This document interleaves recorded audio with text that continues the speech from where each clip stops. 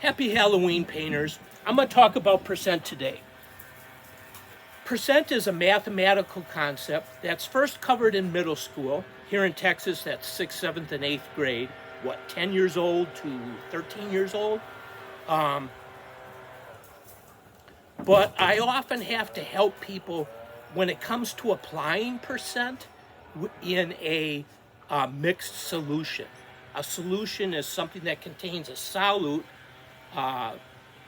could be a powdered paint, or in our case with acrylics, a liquid paint added to water. Okay, so when you add the solute to the solution water, when you add a solute paint to a solvent water, or something else like alcohol, which is often used in acrylic painting as well, as I'll describe later, you get a solution. Okay, so I just got these mixing bottles, and these are 20 milliliter bottles.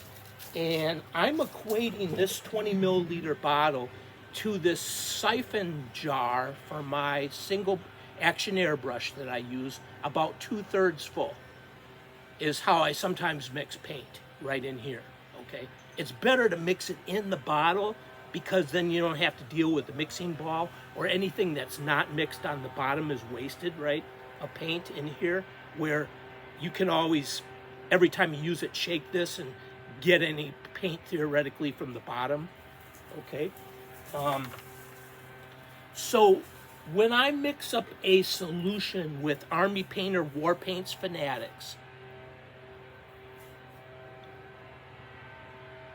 I put in half paint and half distilled water. You got to use distilled water. So I'll mark with my finger where it was on paint, and then I'll double it and add distilled water. I'll apologize in advance. My dog is going to be bumping the tripod because he wants me to throw his ball. Let me do that quick form. Okay, so if I get some bubbles in there, though, I might actually be underestimating how much water is in there, and I add a little bit more to kind of account for the bubbles. If you don't get any bubbles in there, then you can just straight up fill up the distilled water to where you marked it with your finger as double the volume. Okay? In a lab, of course, you got graduations, you got little numbers that tell you what the exact volume is to get more accurate than I am. What I've found is that this 50% dilution has been a good minimum dilution for my painting. Now, I am here in Texas, and the temperature varies between 70 degrees Fahrenheit and 100 degrees Fahrenheit when I'm painting. I don't really like to paint below 70, although they say you can paint down to 58 Fahrenheit. So in Celsius, that's 75 degrees Celsius to 38 degrees Celsius, okay? That's my painting range. If you paint at colder conditions than that, then you're gonna have to adjust something. If I do paint when it's colder than that, what I adjust is the flow improver. Now, I use US Art Supply thinner because it's cheap. And you'll notice that it looks whitish. That's because it's got paint medium in it. Okay, and when paint have media in them, that means that it has everything that's in paint but the pigment, what gives it color. Okay, and it's got a color white to it.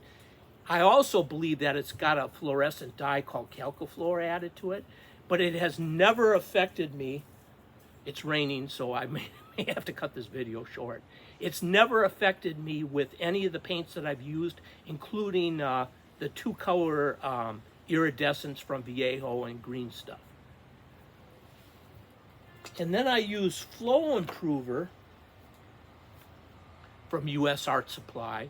And the difference between thinner and Flow Improver is thinner has alcohol, isopropyl alcohol, like what they put on your arm when they give you a shot. Okay?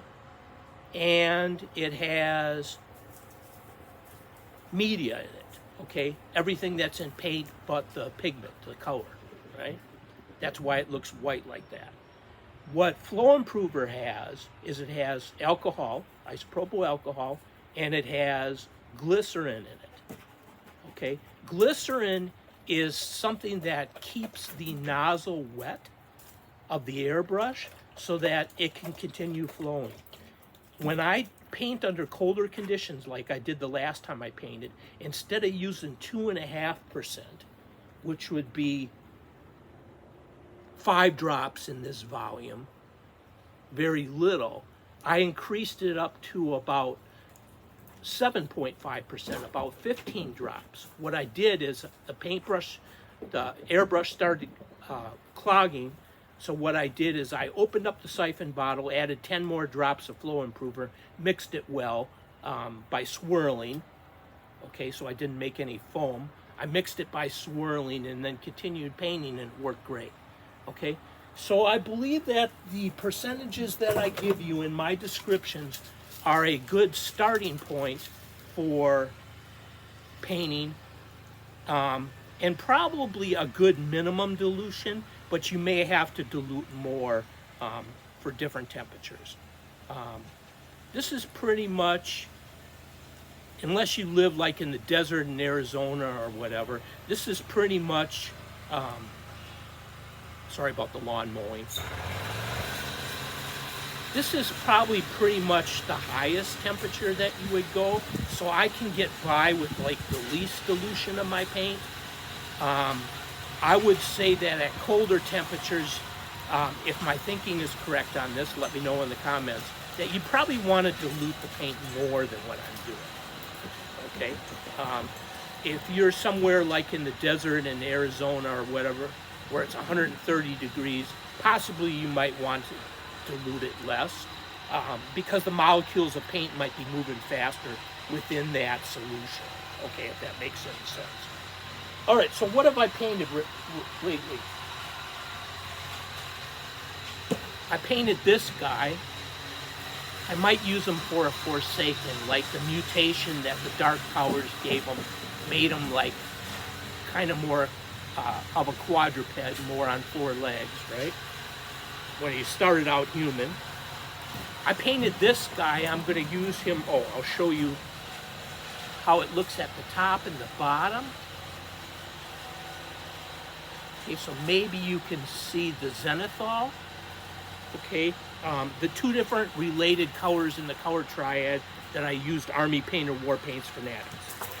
This guy is a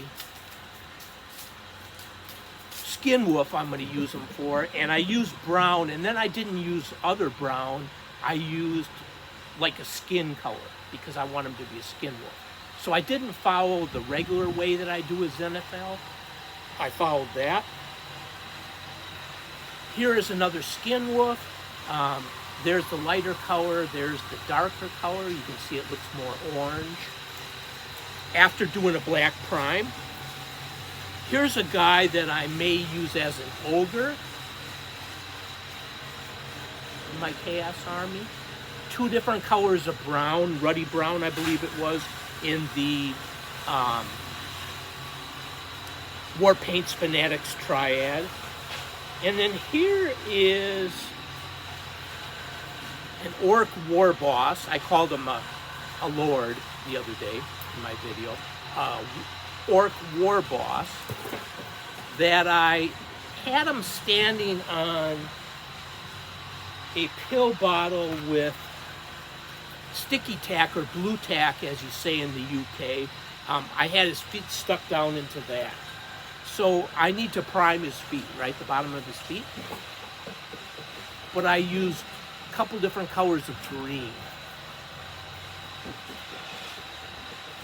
okay, to paint him. I haven't painted his pig yet. And I also have for him a Chaos Dragon, like I've described in some of my other videos. Now I dropped him and his head came off, right? So I need to reattach it. My dog bumped me.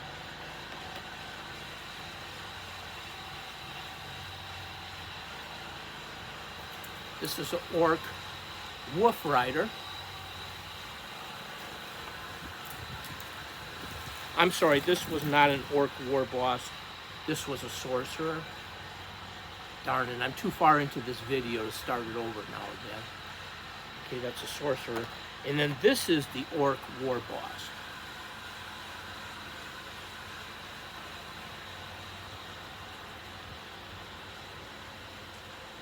So that's what I've painted recently. And I'm going to paint these Magic the Gathering Arena of the Planeswalkers Werewolves.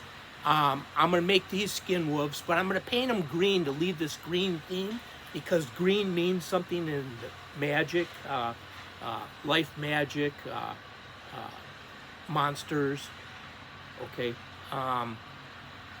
growth, okay, and magic. So I want to leave these kind of a green theme, but I'm going to do also a skin color on them. And then, because I'm using a single action airbrush and it's not that accurate, I'm going to fix wherever the paint is. The skin color I don't want, I'm going to fix that with green paint, right, with a brush.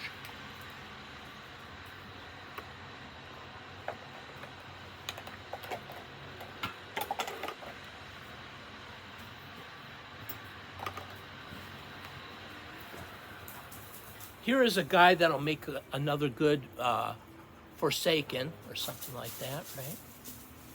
So I'll paint him with probably some colors of, well, I'll kind of have to look at what my other Forsaken are, but aren't the bases fantastic on these, the Witcher models? The Witcher Old World, it's a board game. And then also from the Witcher is these two guys that I'm going to have be ogres. And I'll paint them something in a like kind of a brown triad to go with my other ogres. Okay, or a brownish, skinish color. Okay, so I think these guys will be fantastic for that. And I'll show you again with my hand behind it so that the thing focuses the other characters.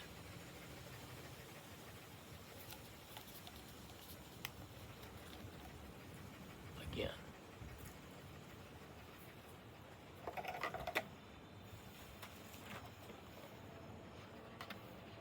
So try to do them in the same order that I did before. So the camera focuses on them. Sorry for not having them focused before.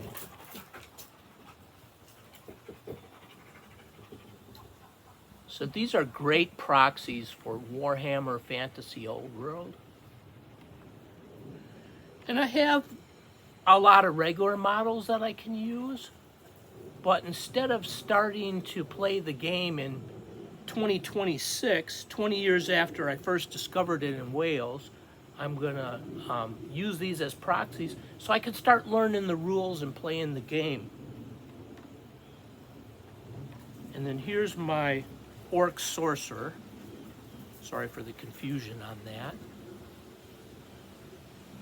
Holding his head on, right? Metal model. And here's the Wolf Boy. Okay, metal model.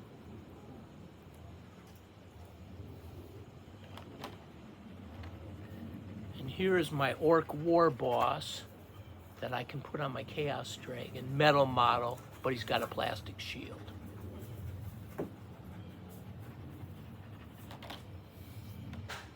I'm not sure if I showed you these. I think I did, actually.